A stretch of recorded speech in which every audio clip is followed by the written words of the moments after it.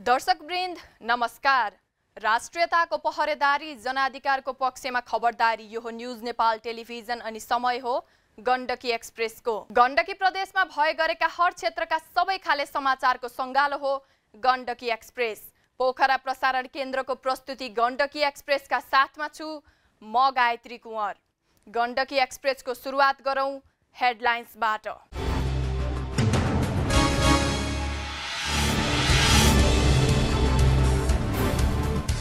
पोखराबाट काठमाडौँ उडेको जहाज इन्जिन फेल भएपछि पुनः पोखरामै अवतरण।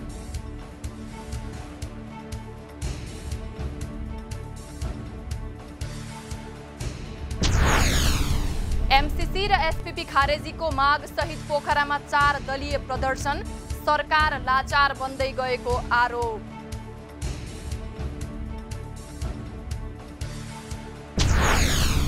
पोखरामा राष्ट्रिय दोहोरी गीत प्रतियोगिता सुरु, दोहोरीमय बन्यो पोखरा।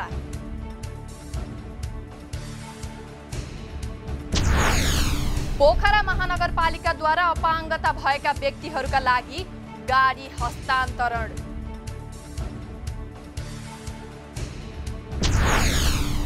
प्रहरी जुट्यो गाँजा फडानीमा, 8 टन गाँजा नष्ट।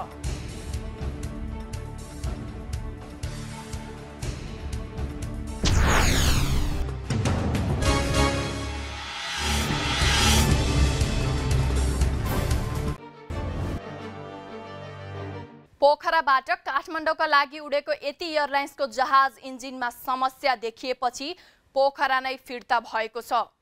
पोखराबाट उडेको 6 मिनेटमै जहाज पोखरा विमानस्थलमा इमर्जेन्सी अवतरण गरेको हो। जहाजको बायाँ इन्जिन फेल भएको बताइएको छ। पोखरा विमानस्थलका सूचना अधिकारी देवराज सुवेदीका अनुसार जहाजमा 45 जना यात्रु सवार थिए। जहाजमा सामान्य समस्या देखिएपछि एउटा इन्जिन बन्द गरेर जहाज अवतरण गरिएको जनाइएको छ। एमसीसी र एसपीपी खारेजीको माग सहित पोखरामा कम्युनिस्ट 4 दलीय मोर्चाले संयुक्त विरोध प्रदर्शन गरेको छ। पोखराको सृजना चोकमा भएको विरोध सभामा बोल्ने वक्ताहरूले सरकार बहिरो बनिसकेको आरोप लगाए। सरकारले जनअपेक्षा बुझ्न नसकेको उनीहरूको भनाइ थियो। न्यूज नेपाल टेलिभिजनसँग प्रतिक्रिया दिँदै विरोध सभामा सहभागी नेपाल कम्युनिस्ट पार्टी कास्कीका सचिव काजी गुरुङ, केन्द्रदेखि तल जिल्लासम्म नेपालको कम्युनिस्ट क्रान्तिकारीहरूको एउटा मोर्चा बनेको छ। हाम्रो विप्लव कमिटीले नेतृत्व गर्नुभएको नेपाल कम्युनिस्ट पार्टी, त्यसपछि आहुति कमिटीले नेतृत्व गर्नुभएको वैज्ञानिक समाजवादी कम्युनिस्ट पार्टी, त्यसपछि ऋषि कटेलले नेतृत्व गर्नुभएको नेपाल कम्युनिस्ट पार्टी, त्यसपछि कलजित बुढाथोकीको नेतृत्वको नेकपा माओवादी समाजवादी गरेर 4 पार्टीको एउटा संयुक्त मोर्चा बनेको छ। यो संयुक्त मोर्चाले नेपालको विरुद्धमा राष्ट्रघात भएको छ। राष्ट्रघात, जनघात लगायत एमसीसी लगायत विषयहरू पनि छन्। त्यसपछि महँगी मूल्यवृद्धिको विरुद्धमा केन्द्रदेखि तलसम्म घोषणा गरेको कार्यक्रम छ। यही कार्यक्रमलाई कार्यान्वयन गर्ने सन्दर्भमा हाम्रो कास्कीमा क्रियाशील हाम्रो 4 राजनैतिक पार्टीले संयुक्त कार्यक्रम गरेको छ। पोखरा यति बेला दोहोरीमय बनेको छ। स्वर्गीय कल्याण शेरचनको 76औं जन्म जयन्तीका अवसरमा पोखरामा राष्ट्रिय खुल्ला दोहोरी गीत प्रतियोगिता तथा स्रष्टा सम्मान एवं इन्द्रणी कार्यक्रममा भाग लिन देशैभरका दोहोरी कलाकारहरू पोखरा आएका छन्। रिपोर्ट सहकर्मी विनोद लामिछानेबाट। नेपाली लोकगीतका हस्ती कल्याण शेरचनको जन्म जयन्तीको अवसरमा राष्ट्रिय खुला दोहोरी गीत प्रतियोगिता पोखरामा सुरु भएको हो। 3 दिने दोहोरी प्रतियोगिताका लागि पोखरा सभागृह पनि गाउँघर जस्तै देखिने गरी सजाइएको छ। कल्याण शेरचन स्मृति प्रतिष्ठानद्वारा आयोजित मोफसलकै सर्वाधिक पुरस्कार राशिको प्रतियोगिता स्वर्गीय शेरचनको पोखरामा प्रतिमा स्थापना गर्ने मूल उद्देश्यले आयोजना गरिएको हो। प्रतियोगितामा प्रथम हुने समूहले 6 लाख नगद पुरस्कार पाउने कल्याण शेरचन स्मृति प्रतिष्ठानले जनाएको छ। द्वितीय, तृतीय र सान्त्वना हुने समूहले क्रमशः 4 लाख, 2 लाख र 1000 रुपियाँ नगद पुरस्कार प्राप्त गर्नेछन्। प्रतियोगितामा उत्कृष्ट गायक गायिकालाई 50-50 हजार रुपियाँ र अनुशासित समूहलाई 50 हजार रुपियाँ पुरस्कार प्रदान गरिनेछ। यसैबीच दोहोरी गीत प्रतियोगिताको उद्घाटन गर्दै पोखरा महानगरपालिकाका प्रमुख धनराज आचार्यले स्वर्गीय कल्याण शेरचनलाई गीत सङ्गीत क्षेत्रको संरक्षण र विकासका लागि निरन्तर लागिरहने एक प्रतिबद्ध चिन्तकका रूपमा उल्लेख गर्नुभएको छ। प्रमुख आचार्यले पोखरा महानगरपालिका लोक संस्कृति र नेपाली गीत सङ्गीतको विकासका लागि निरन्तर लागिरहने प्रतिबद्धता पनि जाहेर गर्नुभयो। बाइट यहाँ मेयर आचार्यको हालिदिने। प्रतियोगितामा एक महिला र एक पुरुष गरी 2-2 जनाको समूह रहेको छ। प्रतियोगितामा प्रवेश शुल्क भने लाग्ने छैन। प्रतियोगितामा 55 लाख रुपियाँ आम्दानी र 39 लाख रुपियाँ खर्च हुने आयोजकको अपेक्षा छ। बचत रकमबाट स्वर्गीय शेरचनको प्रतिमा स्थापना गरिने कल्याण शेरचन स्मृति प्रतिष्ठानले जनाएको छ। कार्यक्रमका क्रममा विभिन्न लोक संस्कृति कर्मीहरूलाई सम्मान समेत गरिनेछ।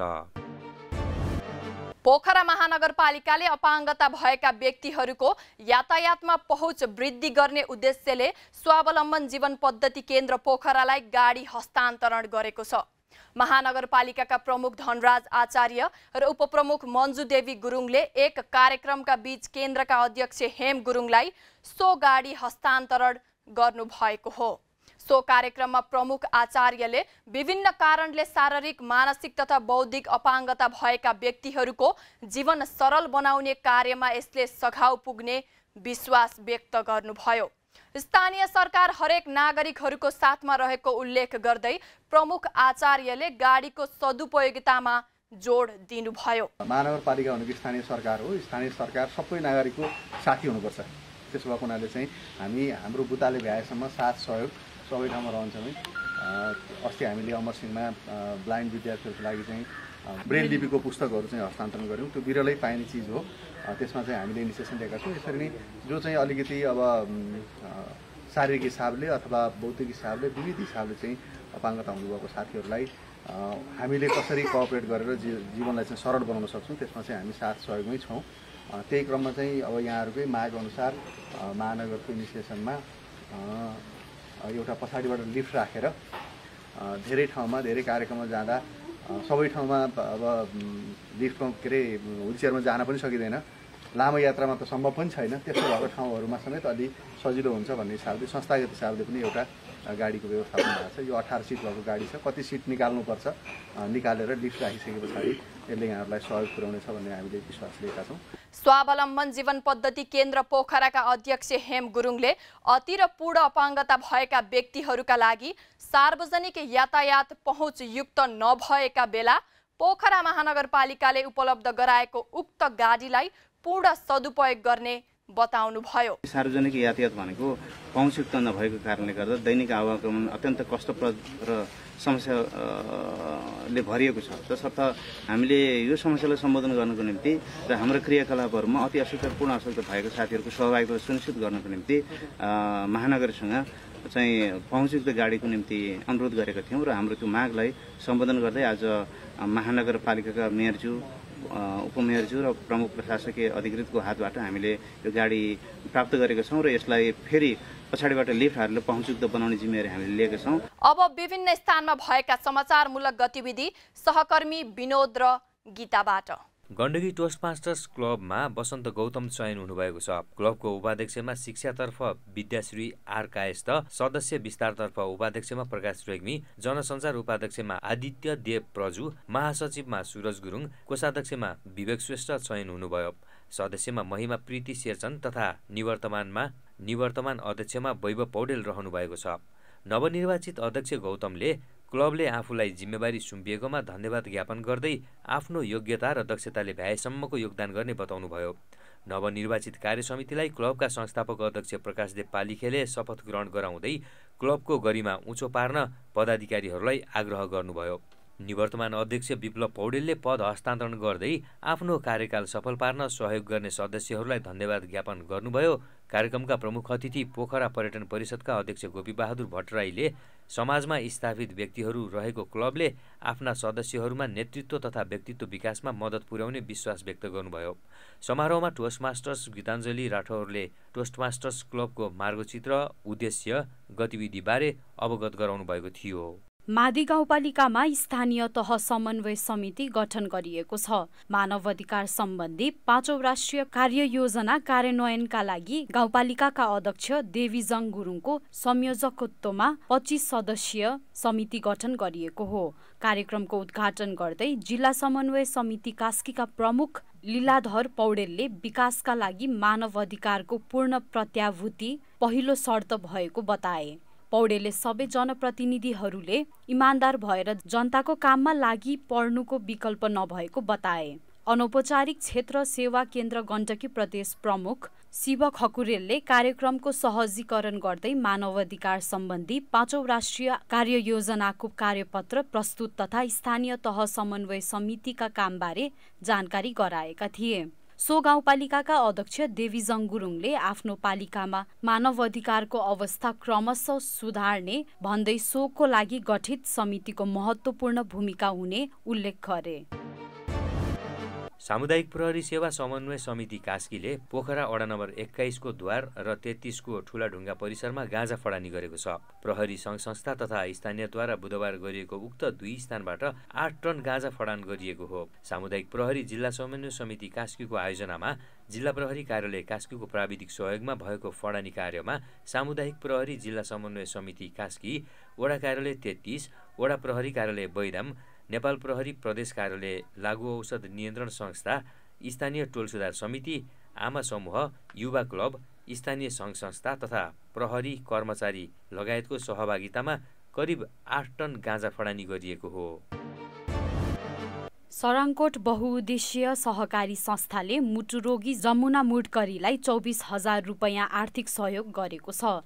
संस्थाका संस्थापक अध्यक्ष लोकबहादुर थापाको स्मृतिमा स्थापना गरिएको कोष मार्फत वर्षेनी सामाजिक सेवा कार्यहरू गरिँदै आएको अध्यक्ष कृष्णबहादुर थापाले बताए। पोखरा महानगरपालिका 26 मा यस वर्ष लगाइएको चैते धान दोब्बरभन्दा बढी फलेको छ। चैते धानतर्फ किसानलाई प्रोत्साहन गरी अनुदान सहयोग समेत गरिएकोमा विगतमा प्रति 2 रोपनी 2 देखि 3 मुरी फल्ने चैते धान अहिले भने 7-8 मुरीसम्म फलेको महानगरपालिकाका कृषि महाशाखा प्रमुख मनोहर कडरियाले जानकारी दिए। यस वर्ष बाली विकास कार्यक्रम धान उत्पादन प्रवर्धन कार्यक्रम अन्तर्गत पोखरा 26 मा 50% अनुदानमा चैते धान बिउ वितरण गरिएको थियो। त्यस अन्तर्गत 2030 किलोग्राम बिउका लागि कृषि महाशाखाबाट 81,200 उपलब्ध गराइएको थियो भने किसानका तर्फबाट 50% सहभागिता गरी कुल 1,62,400 लगानी गरिएको थियो। त्यस्तै महाशाखाले क्षेत्रफल विस्तार प्रोत्साहन सहयोग बापत प्रति रोपनी रु 900 का दरले 15 रोपनीको रु 5,53,500 अनुदान सहयोग उपलब्ध गराएको कडरियाले जानकारी दिएका छन्। तनहुको दमौली अस्पतालमा 7 जनामा डेङ्गीको लक्षण देखिएको छ। अस्पतालमा उपचार गर्न आएका बिरामी मध्ये स्वास्थ्य परीक्षणका क्रममा 4 जनामा डेङ्गी बिरामी भेटिएको अस्पतालले जनाएको छ। पछिल्लो समय संक्रमणजन्य बिरामीको चाप बढिरहेका बेला डेङ्गीका बिरामी पनि देखिएको दमौली अस्पतालका डाक्टर राजु राणाले जानकारी दिए। उनका अनुसार दमौली अस्पतालमा दैनिक 200 भन्दा बढी बिरामी उपचारका लागि आउने गरेका छन्। अस्पतालमा पछिल्लो समय ज्वरो, टाइफाइड, निमोनिया लगायतका बिरामी अत्याधिक आउने गरेका छन्।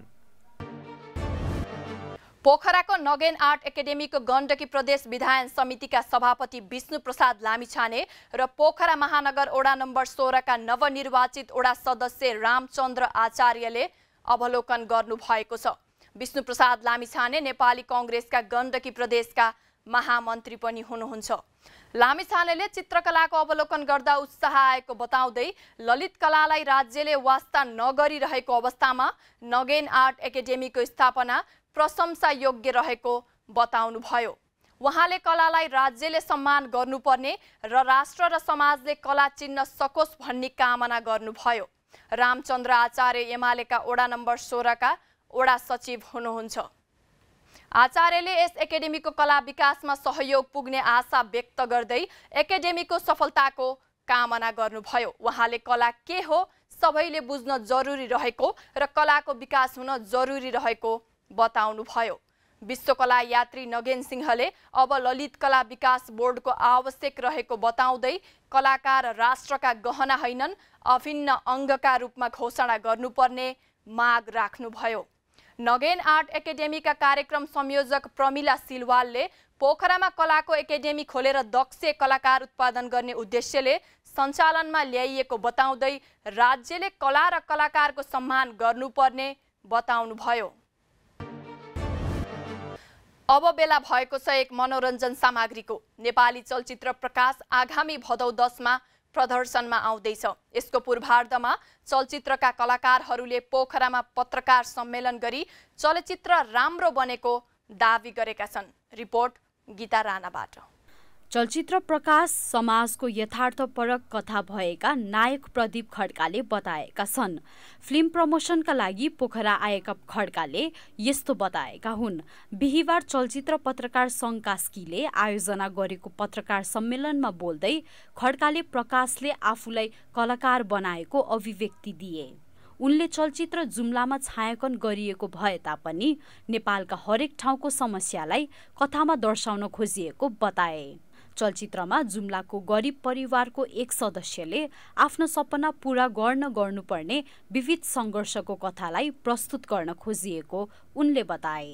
चलचित्रका निर्देशक दिनेश राउतले प्रसाद पश्चात लामो समयको अन्तरालमा प्रकाश निर्देशन गरेको जानकारी गराए। आफू राम्रो कथाको खोजीमा रहेको र चाहे जस्तो कथा पाएकाले पनि प्रकाश निर्देशनका लागि तयार भएको उनले बताए।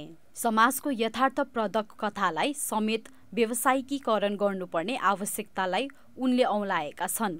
नायिका दिया मास्केले कुनै पनि सक्सेस पुरुषको पछाडि महिलाको हात हुन्छ भन्ने सन्देश आफ्नो भूमिका मार्फत प्रस्तुत गर्न खोजिएको बताइन्। किन भनेको भन्दाखेरि चाहिँ त्यहाँ जुन गाउँमा या हामी जुन ठाउँमा हामीले सुटिङ गऱ्यौँ नि त्यहाँका लगभग मान्छेहरू कालो नै थिए।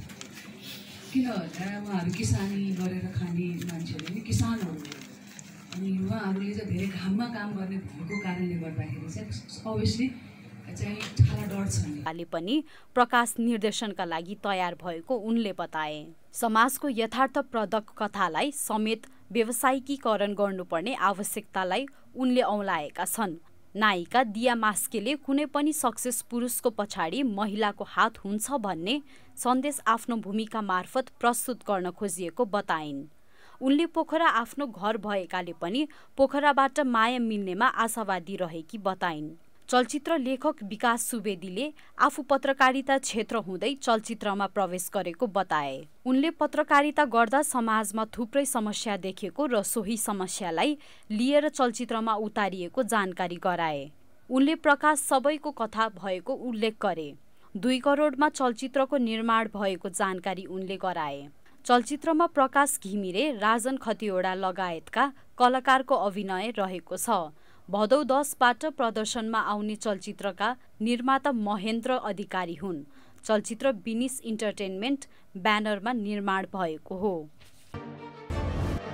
अब बेला भएको छ खेल समाचारको। पोखरा महानगरपालिका 27 तालचोक स्थित काइट फुटसलमा सम्पन्न पहिलो संस्करणको BVR 5A साइड फुटसल प्रतियोगितामा सन्देश मेमोरियल च्याम्पियन बनेको छ। स्वास्थ्य र भाइचाराका लागि खेलकुद भन्ने नारासहित विश्वास भीषण एन्ड राहुल युनाइटेडले आयोजना गरेको फुटसल प्रतियोगितामा सन्देश मेमोरियलले 25K रत्नचोकलाई 2-0 गोल अन्तरले पराजित गर्दै च्याम्पियन बनेको हो। च्याम्पियन बनेको सन्देश मेमोरियलले सिल्ड मेडल प्रमाणपत्रसहित नगद 60,000 तथा उपविजेता बनेको 25K रत्नचोकले सिल्ड मेडल तथा प्रमाणपत्रसहित नगद 30,000 प्राप्त गरेको छ। कास्कीमा छरिएर रहेका पावर लिफ्टिङ खेलाडीहरूको भेलाले कास्की जिल्ला पावर लिफ्टिङ सङ्घको गठन गरेको छ। पोखरा रङ्गशालामा शुक्रबार सम्पन्न भेलाले पावर लिफ्टिङ खेलका अन्तर्राष्ट्रिय खेलाडी हसन गुरुङको अध्यक्षतामा 13 सदस्यीय जिल्ला कार्य समिति गठन गरेको हो। समितिको प्रथम उपाध्यक्षमा दीपक बास्तोला, द्वितीय उपाध्यक्षमा कमल भण्डारी, सचिवमा सुजन बास्तोला र कोषाध्यक्षमा सुभाष कणेल रहेका छन्। त्यसैगरी सदस्यमा मौलादिन मिया, राजकुमार धोजो, महेश उदास, निरज तिवारी, सरोज बास्तोला, ज्योति थापा, दिवा राणा र लीला गुरुङ रहेका छन्। नेपाल पावर लिफ्टिङ सङ्घका केन्द्रीय महासचिव शुक्रराज प्याकुरेलको अध्यक्षतामा सम्पन्न भेलामा कास्की जिल्ला खेलकुद विकास समितिका उपाध्यक्ष महेन्द्र गुरुङ, पावर लिफ्टिङ सङ्घका केन्द्रीय सदस्य उत्सव अधिकारी, सङ्घका केन्द्रीय संगठन विभाग प्रमुख बुद्धिजङ कार्की, ललितपुर जिल्ला पावर लिफ्टिङ सङ्घका अध्यक्ष विजय देउला, काठमाडौँ जिल्ला सङ्घका सचिव अमिरजङ थापा, काठमाडौँ व्यायाम व्यवसायी सङ्घका सचिव जगन अधिकारी, शारीरिक सुगठन खेलका अन्तर्राष्ट्रिय खेलाडी ज्ञान नारायण महर्जन लगायतको सहभागिता रहेको थियो। यसैबीच सङ्घले भदौ 17 र 18 गते पोखरा रङ्गशालामा गण्डकी प्रदेश स्तरीय Himalayan eighty power lifting championship आयोजना गर्ने भएको छ। दर्शकवृन्द, यी थिए गण्डकी प्रदेशका पछिल्ला गतिविधि समेटेर तयार पारिएको गण्डकी एक्सप्रेस। यिनै सामग्रीसँगै गण्डकी एक्सप्रेसको यो प्रस्तुतिबाट बिदा लिने बेला भइसकेको छ। दिनभरका अनि पछिल्ला सबै क्षेत्रका सबै खाले न्युजको अपडेट सहितको यो प्रस्तुतिका साथ म गायत्री कुँवर सम्पूर्ण टिम सहित गण्डकी एक्सप्रेसबाट बिदा माग्दछु। राष्ट्रियताको पहरेदारी, जनाधिकारको पक्षमा खबरदारी हेर्दै रहनुहोला न्युज नेपाल टेलिभिजन। नमस्कार।